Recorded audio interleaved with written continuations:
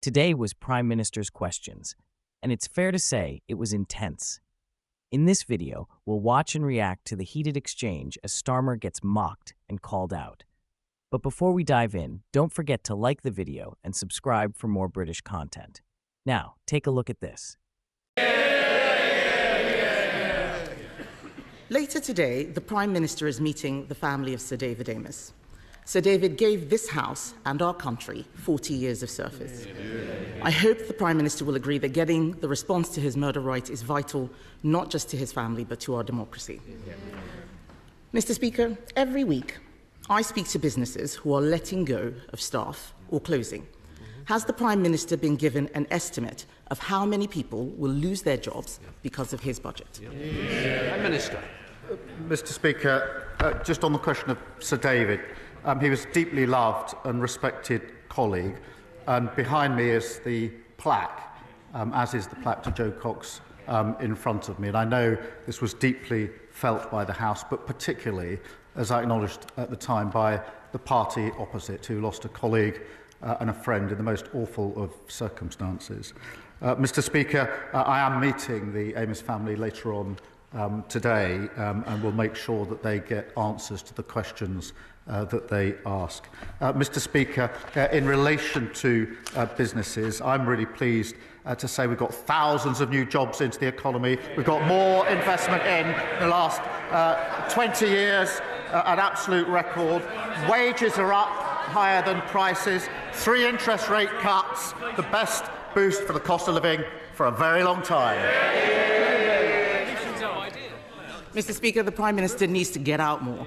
Inflation is up, and estimates of job losses are between 130,000 and 300,000. Okay. His tax rises are hurting every sector of the economy.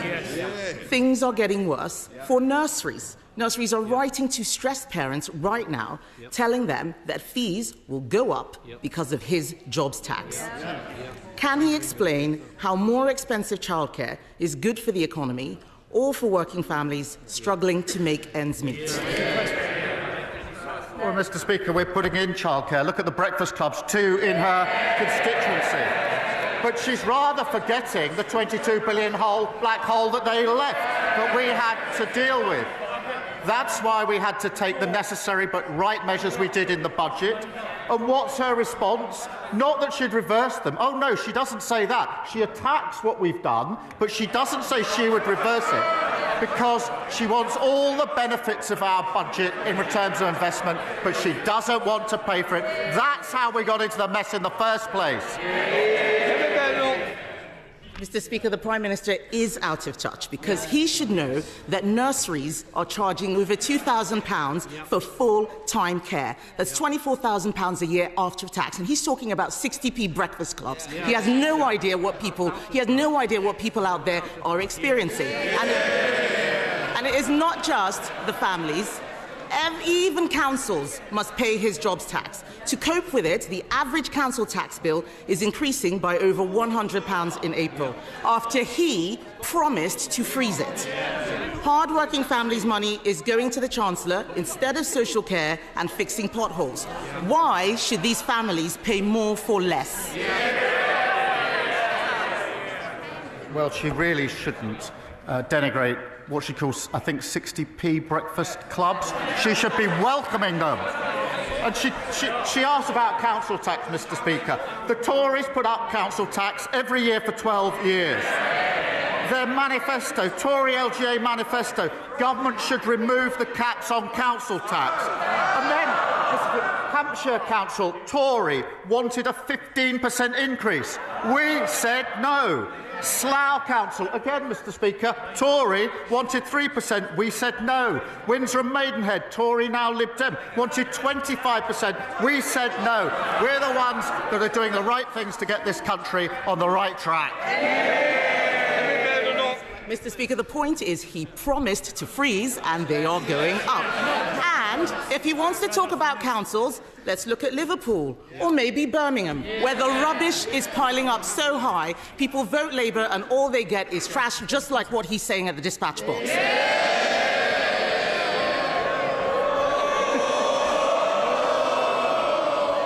People all over the country are suffering, not just in Birmingham. Millions of elderly people have had their winter fuel payments snatched away. At the same time, care home fees are set to go up by a devastating £3,000 because of his jobs tax. How does he expect pensioners on a fixed income to make ends meet? Mr. Speaker, this is why it's so important that wages are up higher than prices. That's why it's so important that the interest rates are coming down. This is the biggest boost for the cost of living for a very, very long time. What we're doing is picking up and fixing the mess that they left.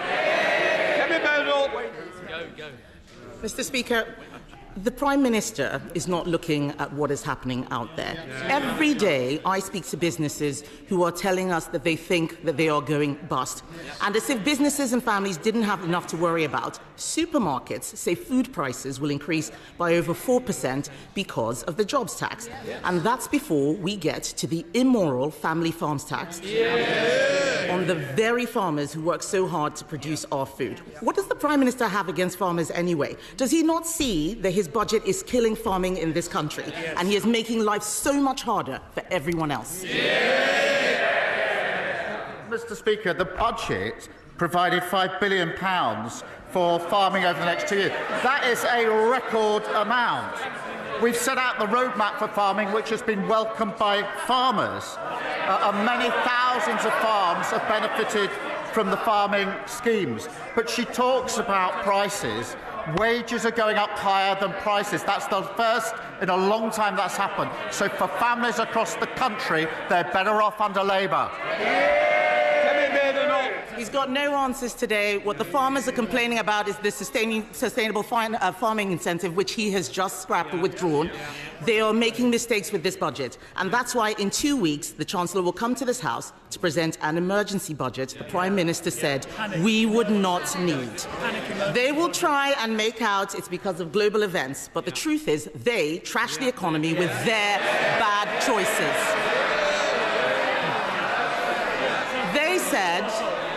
They said they'd look after pensioners. Then they snatched winter fuel payments. They said that they would be pro-business, but they hiked taxes on jobs. And he, Mr. Speaker, he promised to freeze council tax, but it's going up by £100. This is a high-tax, low-growth, job-killing government. Will he use the emergency budget to fix the mess he's made? Mr. Speaker, inflation under them 11%, £22 billion black hole, a mini budget that made us the laughing stock of the world, and they want to give lectures on the economy to us. No, thank you very much. In other news, tensions ran high today as Reform MP Lee Anderson and activist Steve Bray clashed in a heated confrontation, prompting police intervention before things could escalate further. Anderson, known for his outspoken stance, and Bray, famous for his loud protests outside Parliament, exchanged fiery insults in a moment that quickly gathered a crowd. Take a look. You're a liar, you're a cheat, you're a coward, and you're a charlatan. And the Reform Party, you get rebadged. You're like a player. No. By the way, have you got a job yet? I'm self-employed. I pay tax too. Mate, you're unemployed. No. You keep getting your words mixed up. Self-employed. Unemployed. Bima, follow me, loser. What you are seeing is you're a scrounger. Am you're I a parasite, now? Oh, you're a drain on the public finances. Well, you'll be able to prove that. You are a man of interest. Are you saying I'm on benefits? Are you saying I'm on benefits? Man of interest, DWP. This is an MP why don't you lying get through smart his and teeth. signed up? Anyway. Who votes for idiots like this? Who votes for idiots like you? About 500 people. How many parties have you been in, Lee? You just jumped ship wherever it suits you. Guess what? That's assault. Whoa. You can't. No. He went for me. He just went for me. No, he did. He did. went for me. Now this is the easy option. He's a thug. You need arresting. You're a coward, a liar, a cheat. It's on camera. It's on camera. What are your thoughts on what we discussed in today's video? Let me know in the comments below, and make sure you hit the like button and subscribe to the channel for for more British content.